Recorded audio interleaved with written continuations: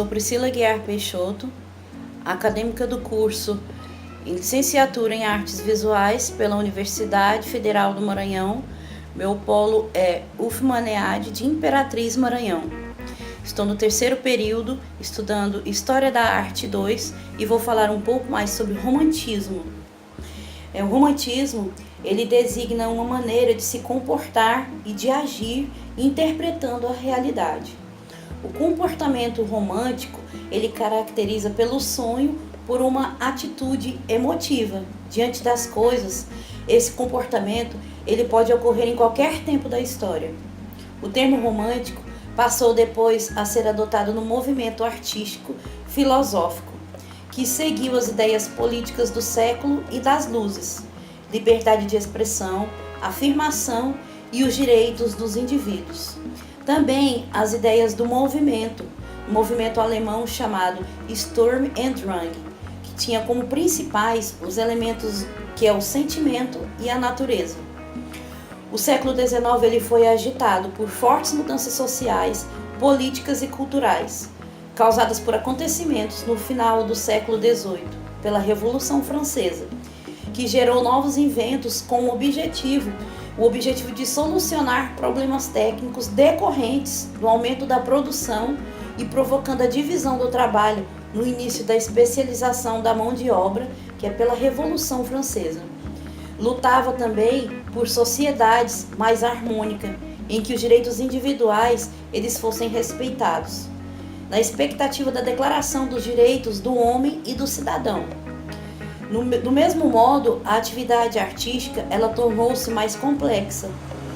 E um dos primeiros movimentos artísticos que surge na reação do neoclassicismo do século XVIII, que é o chamado o romantismo, historicamente ela situou-se entre os meados de 1820 a 1850. E os artistas românticos eles procuraram a libertar convenções acadêmicas a favor de livre expressão da personalidade do artista. O termo romântico ele foi empregue pela primeira vez na Inglaterra, definindo o tema das novelas pastoris de cavalaria que existiam nessa época. O romântico ele significa pitoresco. É uma expressão de uma emoção que é definida e que foi provocada pela visão de uma paisagem.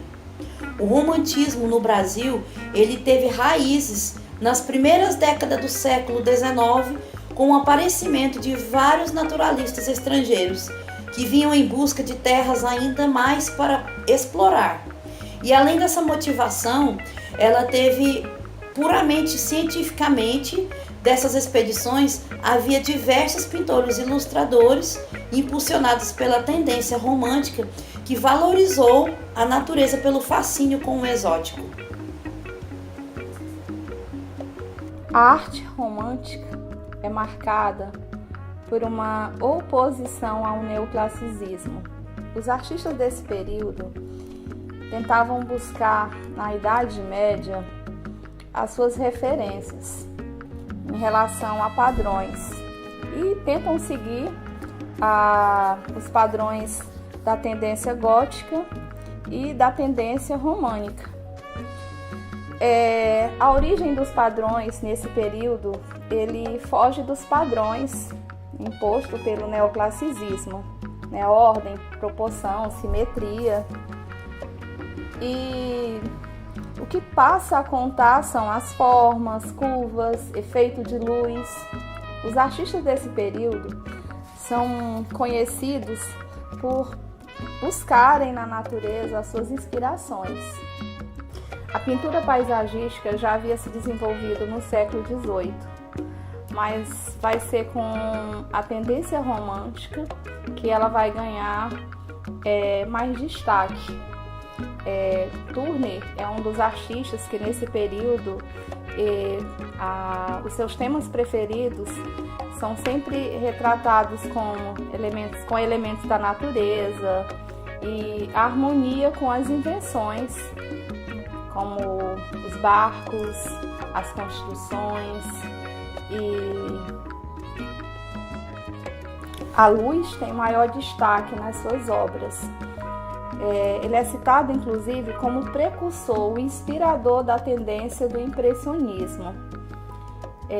A maioria das suas produções tem a ver com a agitação dos elementos da natureza, chuva, vento, tempestades. Também é desse período que a gente vai ter como destaque também um pintor chamado John Constable. A produção desse artista, diferente da do Turner, ela é mais serena, né? Os elementos são mais cotidianos, a sua infância, o seu dia a dia, os temas moinho de vento, barcaça. E esse artista ele é considerado como o precursor da tendência paisagística. É um dos primeiros artistas que retrata os elementos da natureza.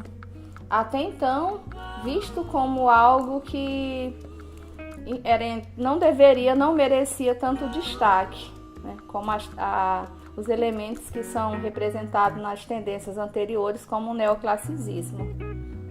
A pintura romântica foi marcada por dois grandes movimentos, a Revolução Industrial e a Revolução Francesa.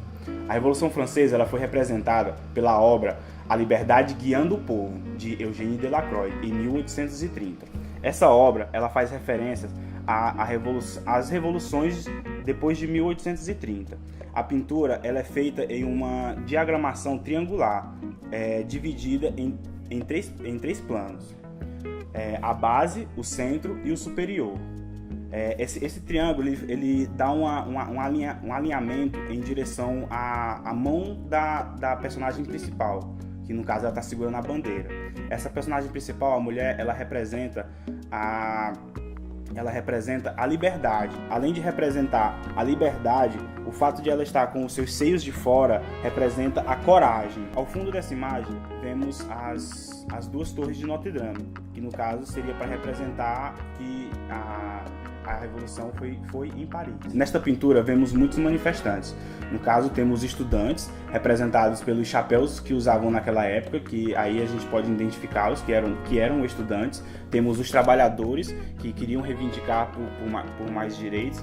A burguesia, que é representada por este homem segurando uma arma, que em algumas leituras ele representa a burguesia ou os artistas da época, que eles não concordavam com os ideais do absolutismo, e para agregar mais movimento à revolução, uniu-se aos trabalhadores e aos estudantes.